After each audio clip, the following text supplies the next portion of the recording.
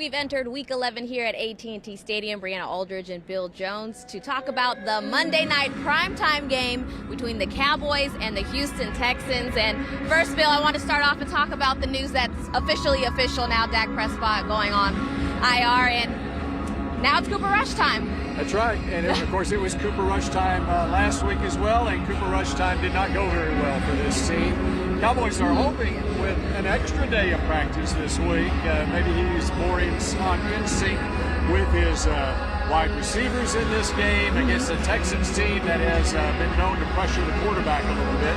In fact, Daniil Hunter leads the league with 62 quarterback pressures in 10 games played. So, the key is going to be what happens with the Cowboys' offensive line in front of them. But, we saw with Cooper Rush a couple of years ago when he had to fill in for 5 games, and he was pretty good when he wasn't playing the Philadelphia Eagles. Yeah. And the Cowboys are banking on that tonight. I don't think Cooper Rush is going to have a lot of good night's rest thinking about the Eagles, but hopefully he can change his luck here against the Texans. And I kind of heard this joke, Bill, that you just get 15 points, 15 yards for putting your name on the test, and that's what Cooper Rush did, being able to get just 45 total yards last game, which was not great. But it seems like every week we're talking about, okay, this could be the game that Jalen Brooks steps out. This could be the game that Jalen Tolbert steps out, someone, and it just hasn't clicked yet. It hasn't, but did you see the social media post from Ryan Flanoy today? I did. Ryan Flanoy. If we're to believe Ryan Flanoy, he's starting tonight? His first career start. And he's pretty excited about it on his Instagram, so we'll see. Again, we're like counting on these new names to just bring up that spark. And, of course, Jonathan Mingo's expected to make his debut as well. But these are all names that we haven't seen. And in terms of Jonathan Mingo, in taping the coaches show now, who knows what we are to believe when a coach does his own TV show and he assumes that the opposition might be watching that show. He may not be telling the whole truth. Yeah. But he did bring up on his own working Jonathan Mingo into practice more. And so perhaps there will be a set of plays for Jonathan Mingo. But, the other guy that likes Ryan Flanoy is Jerry Jones. And so that could be also behind the fact that Ryan Flanoy could be getting more reps. And the fact that the Cowboys wide receiving core hasn't done much here lately outside of C.D. Lamb and, of course, Brandon Cooks. Now,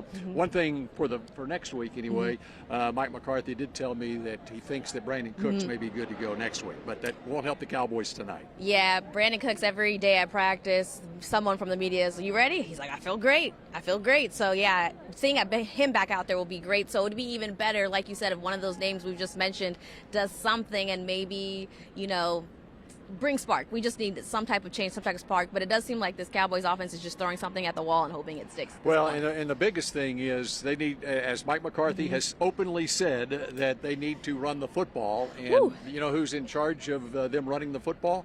That would be the play caller, Mike McCarthy. And so, when I look back at the last 3 games for the Cowboys, we're talking the Philadelphia game, the Atlanta game, and the San Francisco game. The third quarter has been nothing but a disaster. And when you look at a common theme in that third quarter, the offense hasn't done anything. It's been either a 3-and-out, or a 3-and-out interception, or a fake punt that was. Oh, don't remind me about that one. Yeah. But what they haven't done on those possessions is run the football in the third quarter. We've seen in the first half of all 3 of those games, the Cowboys were in the game. They had the lead in San Francisco. It was a one-score game against Atlanta at halftime and last week against Philadelphia, but they got away from running the football. And if it is a one-score game at the half, I would assume that Rico Dowdle's going to get more carries in the third quarter in this game. I'm scared to assume anything because every time we see a game where Rico Dowdle gets going in the first half, we're like, okay, next week it's got to make sense that McCarthy draws up some more opportunities, is what he likes to say, that is missing. Like you said, he's the play caller, but he's not calling them with Rico Dowdle. And you can see the frustration talking to him after the game, how did you feel about the first half? And he said, I wish I could get more touches. McCarthy is saying, we need to get him more touches. So it only makes sense that tonight against a team and a quarterback that you're struggling to get the ball downfield, that Rico Dowdle would get more touches. But the game that he got more touches in was in Pittsburgh, and that was the last time this team won. And in the second half, going into the fourth quarter of that game, it was a 15-play drive and a 16-play drive, and it featured a lot of Rico Dowdle. The key on getting him more touches is to get more first downs, and there has to be a mix of the run and the pass in order to do that, typically. So they need to be more balanced in the second half of these games, I think. Yeah, something needs to come together tonight because, Bill, honestly, being at the Star all week, it kind of feels like the guys are just going through the motions. And I feel like when your team reaches that point, like, what can you really – where's that vibe and strive is coming from? Because it just feels very redundant. Even after in the locker room, you're asking the same types of questions. And from the player standpoint, they need to not be listening to the outside world. I know it's kind of a cliche. Block out the noise, block out even their siblings, even their family members who are saying how bad things are going, because actually they've got 3 games in the span of 11 days. And if they were to win this game and then they go to Washington and win that one, then they turn around and they face the Giants team, they can salvage something from this season the next 3 games in 11 days. So the Cowboys are 3-6, but definitely could set the tone for that second stretch, as Bill Jones just said. But only time will tell. That's it for now. For Brianna Aldridge, for Bill Jones.